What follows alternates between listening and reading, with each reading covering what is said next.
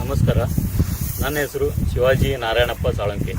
ಇದೇ ಗ್ರಾಮದ ಕೊಬ್ಬಚ್ಕೊಪ್ಪ ಗ್ರಾಮದ ಕೃಷಿಕನಾಗಿದ್ದು ಸುಮಾರು ಒಂದು 10-15 ವರ್ಷಗಳಿಂದ ಯಾವುದೇ ರೈತರಿಗೆ ಈ ನೀರು ಉಪಯೋಗ ಆಗ್ತಿರಲಿಲ್ಲ. ಇವತ್ತಿನ ದಿವಸ ಪ್ರಧಾನಮಂತ್ರಿ ಕೃಷಿ ಸಿಂಚಾಯಿ ಯೋಜನೆ ಅಡಿಯಲ್ಲಿ ಈ ರೈತರಿಗೆ ಅನುಕೂಲ ಆಗತಕ್ಕಂಥ ಒಂದು ಜಲಾನಯನ ಅಭಿವೃದ್ಧಿ ಯೋಜನೆಯಡಿ ಈ ನಮ್ಮ ನೀರುಗಾಲಿಗಳನ್ನು ಮಾಡಿದರು. ಆ ನೀರುಗಾಲಿ ಮಾಡುವುದರ ಮುಖಾಂತರ ರೈತರಿಗೆ ಸಾಕಷ್ಟು ಜಮೀನಿಗೆ ನೀರು ಉಣಿಸಲು ಅನುಕೂಲ ಆಯಿತು. ಜೊತೆಗೆ ಆ ನೀರು ಕೆರೆ ನೀರು ಸಾಕಷ್ಟು ಅದು ಓವರ್ಫ್ಲೋ ಆದಾಗ ರೈತರ ಕೃಷಿ ಭೂಮಿಯನ್ನು ಮೇಲುಗಡೆ ಇರತಕ್ಕಂಥ ತೇವಾಂಶಗಳನ್ನು ಮಣ್ಣನ್ನು ಪಡೆದುಕೊಂಡು ಪೋಲಾಗ್ತಾ ಇತ್ತು.